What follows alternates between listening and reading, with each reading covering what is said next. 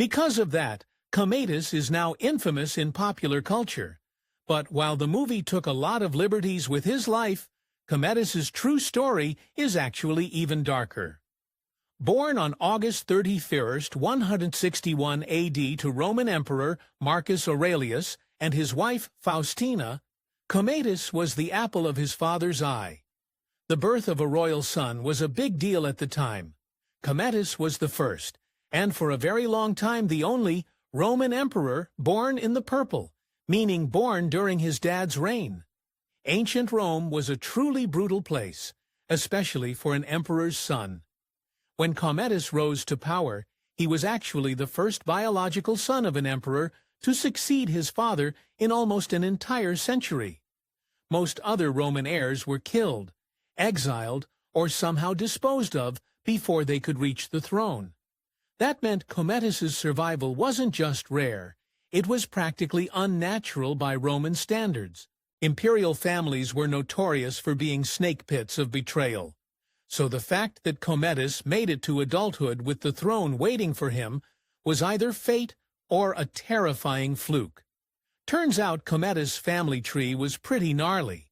His parents were actually first cousins. Gotta keep the bloodline pure. Though Commodus had an older brother and a younger brother who made it through infancy, they both met utterly tragic ends. His twin brother, Titus Aurelius Fulvus Antoninus, mouthful, died in 165 when they were just 4 years old. And 4 years later, Commodus's baby brother Marcus Annius died after a medical operation went horribly wrong. As a result of all this tragedy, Commodus was his father's only heir by the time he was 8. From that point on, Commodus lived with the unshakable knowledge that his life wasn't just privileged, it was singular. He wasn't just a boy growing up in the palace, he was the last surviving hope of a dynasty, and everyone around him treated him accordingly. Though all his brothers had died as children, Commodus still had 4 surviving sisters. And let's just say that ambition ran very deep in this family. His older sister Lucilla was particularly power-hungry, and she even temporarily became an Augusta, or a Roman empress, after she married one of her father's early co-rulers. Emperor Marcus Aurelius groomed his young son to take up the family business. For one, Commodus went with his father on military campaigns and was even given the title Germanicus. Later on, he entered the College of Pontiffs to begin a career as a public servant, a necessary stepping stone for many future Roman emperors. Commodus was apparently very good-looking. The historian Herodian noted that he was exceedingly handsome. For the first years of his life, Commodus showed little sign of the rage and cruelty that would mark his later rule, and it wasn't long before Marcus Aurelius thought his favorite boy was ready for the big leagues. As a result, when Commodus was just 15 years old, Aurelius promoted his son to co-ruler of the empire. At that time, this decision was controversial. Some praised Marcus Aurelius for preparing his son with hands-on experience. Others feared that Commodus, still a teenager, wasn't ready for the immense weight of imperial rule. In hindsight, those critics may have been more right than they knew. Commodus was renowned throughout Rome for his intimidating physical power, and he loved competing in chariot racing, horse racing, and wrestling, both with wild animals as well as with other men. His obsession with athleticism wasn't just a hobby, it became central to his identity. Commodus didn't want to be remembered as a philosopher or a ruler. He wanted to be remembered as a conqueror of men and beasts, someone who embodied physical dominance more than political intellect. Maybe his favorite pastime, though, was his passion for staging and even participating in bloody gladiator fights. The emperor wasn't just a meathead. Many sources make much of his deadly accuracy with a bow. As an archer, Commodus could shoot the heads off ostriches running at full speed, and even kill a panther just as it was about to pounce on a victim. Because of his obsessions with gladiators, many people whispered that Commodus wasn't really Marcus Aurelius's son. Instead, the rumor went his mother Faustina had slept with a gladiator, and passed the love child off as a royal heir. These whispers only grew louder as Commodus aged and began to act less like a philosopher king and more like a gladiator. To many, the difference between father and son felt too extreme to be coincidence, and the scandalous rumor refused to die. In 180 AD, Marcus Aurelius tragically died while on campaign. At 18 years old, Commodus was now the only ruler of the mighty Roman Empire. Commodus found it extremely difficult living in his father's shadow. Aurelius was known as a great philosopher king, and he lived a sparse and monastic lifestyle.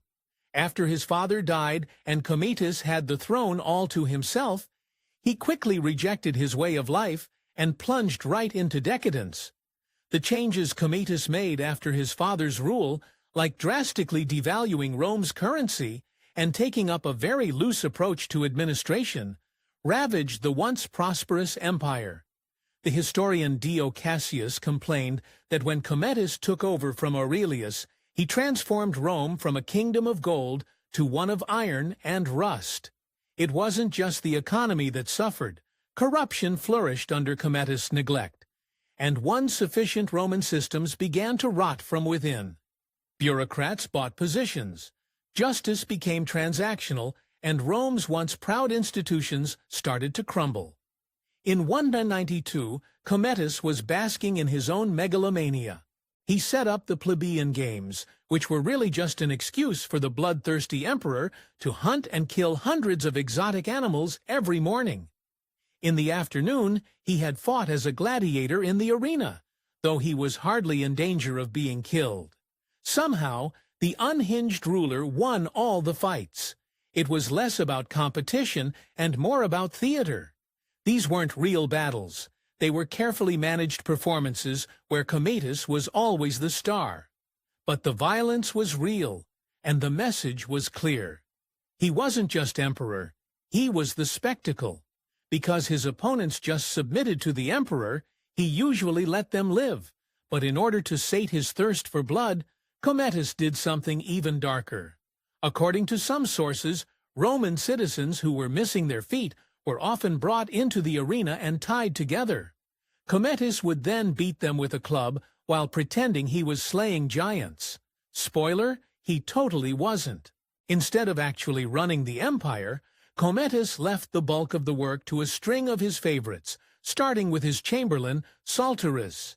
Eventually, Commodus's attitude had utterly violent consequences, and the attacks came from those closest to him. His ruthless sister Lucilla quickly got sick of watching Brutia parade around as empress, the position she once held. All the while, her baby brother continued on his useless rule. Not one to sit around, she started plotting his downfall. In 182, Lucilla allegedly enlisted at least 2 of her illicit lovers to assassinate her brother. The 2 men grabbed the emperor as he entered a theater, but they made a huge mistake. Apparently, the 2 adults began the murder by screaming out, "Here is what the Senate sends you." The outburst gave them away, and bodyguards intercepted them, and that was just the beginning of the nightmare. As punishment for their disloyalty, Commodus sentenced the 2 men to death. Even so, this was nothing compared to Lucilla's dark fate. When he discovered his older sister had orchestrated the attempt, Commodus exiled her and her daughter to the island of Capri, let them live in terror for a year, and then sent a man to execute them. Commodus's reign quickly devolved into absolute chaos. In 182, his favorite chamberlain Saltaris was murdered in a power plot, sending the emperor into a tailspin of grief. But then it got worse. Commodus was so out of touch with what was really going on in Rome that he accidentally hired Saltaris' murderer, the smooth-talking Clender, as his replacement. Even while the Senate was trying to kill Commodus and his loved ones left, right and center, the common people still adored him. While he was never a fan of bureaucratic red tape, the young emperor loved throwing large parties. Moreover, his gladiator fights became the place to go. Get your blood and guts fixed during your free time. Despite having the people's love, Commodus was often incredibly cruel to his subjects, and occasionally very murderous. In one instance, the mentally unstable emperor ordered the executions of two innocent but successful men, Condianus and Maximus, just because their incredible wealth and talents made him nervous. With BFF murderer Clender running the country, Commodus's already rickety reign started to really crumble. Still only in his late 20s, an increasingly paranoid Commodus began executing men based only on whispers, and started spending most of his days locked up in his estates to avoid potential assassinations. Commodus had a big crush on the hero Hercules. Since he was such a buff, strong man, Commodus demanded that people compare him to the demigod, and had statues of himself, dressed as Hercules, erected throughout Rome. As Hercules, Commodus could see himself as unbelievably powerful, courageous, and above all, godlike. Commodus was left-handed, just like Hercules himself. He was very proud of the connection, and it convinced him even more that he was Hercules reincarnated. Commodus was susceptible to some very scandalous bedroom influences, and his most powerful and infamous mistress was the beautiful, cunning Marcia. In another embarrassing example of Commodus' absolutely stellar judgment, some sources claim that before becoming his lover, Marcia was involved in a plot to kill him. Despite her mistress status and her secret past, Marcia held huge sway over the emperor. She had some Christian beliefs and even persuaded Commodus to adopt a few Christian policies and show mercy towards practitioners. Not an emotion the emperor was used to feeling. Though they never married, Commodus treated her as his wife. Given his total inability to tell enemies from friends, some saw Commodus not as a villain, but as a narcissistic fool. First-hand source Cassius Dio described him as not naturally wicked, but on the contrary, as guileless as any man that ever lived. Instead, it was more nefarious parties who led Commodus into lustful and cruel habits, which soon became second nature. In 190, Clender's luck finally ran out. He had been wheeling and dealing throughout the empire, selling off public offices, and making himself a very rich man. Marcia caught wind of this, and demanded that Commodus execute him. Not wanting to disappoint his sugar bun, Commodus had Clendor beheaded, and then killed Clendor's son too, just to be sure. By this time, Commodus was thoroughly fed up with most of his advisors, and yes, men. He executed a handful of them, and started to take the reins of power as a dictator. Of course, he still kept Marcia and a few other men close to him. After a fire tour through the city in 191, Commodus really went off the deep end. He symbolically refounded Rome, all in his own image. All 12 months of the year corresponded to his own 12 names. Roman citizens were now called Commodianus, and even Rome itself was renamed Colonia Lucia Annia Commodiana. I prefer Rome. Commodus definitely knew how to make a threat. At one of his gladiator battles, he reportedly slew an ostrich, and then carried its decapitated head over to where his rival senators were seated.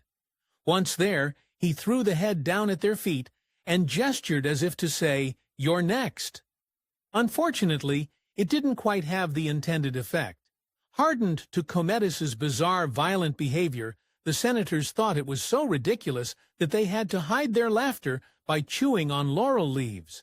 Commodus's gladiator hobbies didn't come cheap. Every time he appeared in the arena, he charged his own people enormous sums for the privilege of seeing him, helping to bankrupt the Roman economy in the process. During this time, Commodus claimed some pretty lofty glories as his own. He demanded to be called Pucator Orbis, or pacifier of the world, as well as Dominus Noster, aka our Lord. Commodus had quite the temper. One historian records that while taking a bath, Commodus flew into a tantrum because his bath water was a little chilly. Instead of asking politely for the water to be heated up, he threw the attendant into an oven. Soon after his ascension, Commodus took the beautiful and wealthy Brutia Crispina as his empress. He was only 16 years old on the day of the wedding, but Brutia was even younger at just 13 years old. People described the young, naive girl as a graceful person with a susceptible heart, and she had no idea what was in store for her. Commodus's innocent wife, Brutia, suffered an utterly tragic fate.